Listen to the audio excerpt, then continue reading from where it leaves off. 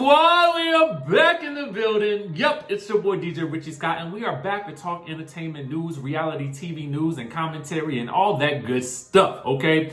Now, this is going to be kind of considered a little bit of a weekend wrap-up because there were some things that we didn't get a chance to talk about over the weekend because, you know, during the weekend, I sometimes try to take care of my, of my mind and my body and just rest and relax and all that good stuff like that. And then come fresh back with you guys on Mondays for the recap to Married to Medicine and whatever shows came out on Sundays. So, with that being said, let's get into what we're going to be talking about today, okay? First things first, EVA MARCILLE is clapping back, okay? She's clapping back at a comment that was made last season on the Real Housewives of the Atlanta with regards to something that she said calling some of the girls nappy-headed, okay? So we're going to talk about that. Then we also got to talk about the color issue, okay? CANDIACE Dillard has raised some concerns and we got to talk about it. So we're going to get into that as well. If you guys haven't subscribed to the channel, go ahead and do so. Hit that notification bell button and, join the texting community so I can send you a text message as soon as a new video drops.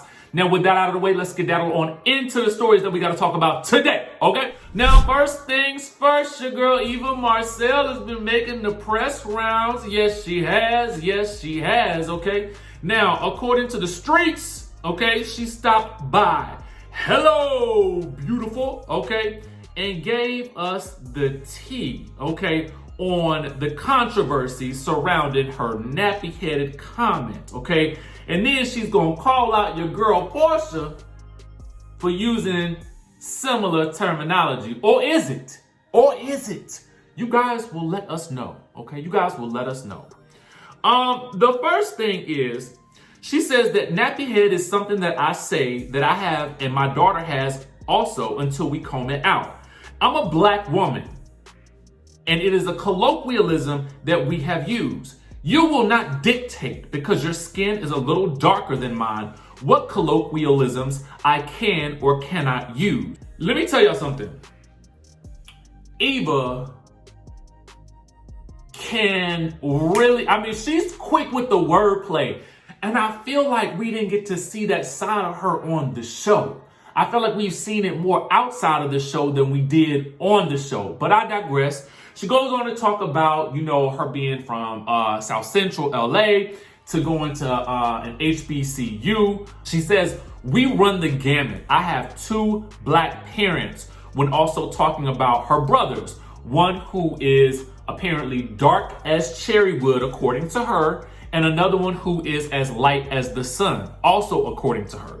So then she called out Porsha, okay, for calling Kenya more ashy during Porsha's first season. She says the criticism basically that she received specifically came from Porsha, who had a big issue. Why is you saying nappy head and by ashy is okay? That was her response to what Porsha was saying. And it's crazy to me. I wish she had said it then at the time, but maybe she didn't really think about it until later. Sometimes you have an argument with somebody in your head or you rehash something and you be like, I should have said this, or I could have said that. Or sometimes, if you're real crazy, you'll have the argument before you ever even have the argument. You'll be thinking about what you're going to say to somebody in your head, like, I wish they would say something to me because I got this comeback. Maybe in hindsight is 2020, and so now she's thinking back on it. She's like, dang it, I should have said that. Well, now's the opportunity, okay? So then she says, you will not dictate my speech as a black woman. You will not shun me or quiet me. I am not mixed. I am not biracial. I'm black. I'm going to say what I want to say to my community and in my language. Period. Okay?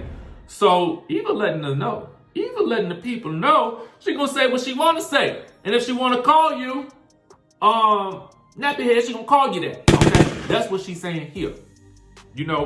I wanna know what y'all think about it. Let me know down in the comment section below. Light it up. Let us know. Let us know what you think about it. You know what I'm saying?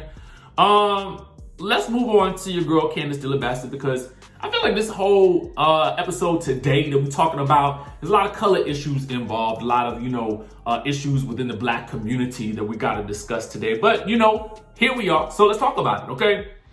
So all this started on the Instagram page for the media outlet All True Tea. Now, they posted some iconic moments from the Real Housewives of Potomac in celebration of the fact that the show is coming back on July the 11th. We are excited about that. So when a commenter wondered why Ashley doesn't receive as much backlash from fans as Candiace does, Candiace wrote in response, because she's light-skinned. There, it was said. I said it. Now let's see how fast it gets around. Okay, so just to give you guys a broader spectrum of this issue, this is not the first time that Candiace has addressed this. Back in 2019, and shout out to our people over at Urban Bell Mag. I'll place all links in the description so that you guys can kind of go back down the timeline to sort of catch up with everything. But back in 2019, you know, Candiace was addressing this issue back then. She said this. Well, a commenter said, y'all big mad at Kandi Gal. Where was this energy when Ashley, A, exposed Robin's finances, B, spread cheating rumors about Juan, and C, stalked Karen? And Candiace responded with, I'll wait. So then another commenter said, I'm wondering if it's colorism because people didn't go as hard on Ashley as they are right now, on you right now. But still, please woosah because I need you back on next season, so don't pull a Porsha and drag a beat across the stage. Candiace then says, I try not to be sensitive about colorism, even though it's routinely pointed out that I am the darkest member of this cast. Your notion isn't lost on me though. I just try not to give it credence. Fact is, Ashley does get a pass. I would like to believe it's something other than colorism, okay? So then another commenter said, whatever it is, keep being authentically you. We all make mistakes, use bad judgment, do petty things, kick a bee out of our home, forgetting rah-rah, etc.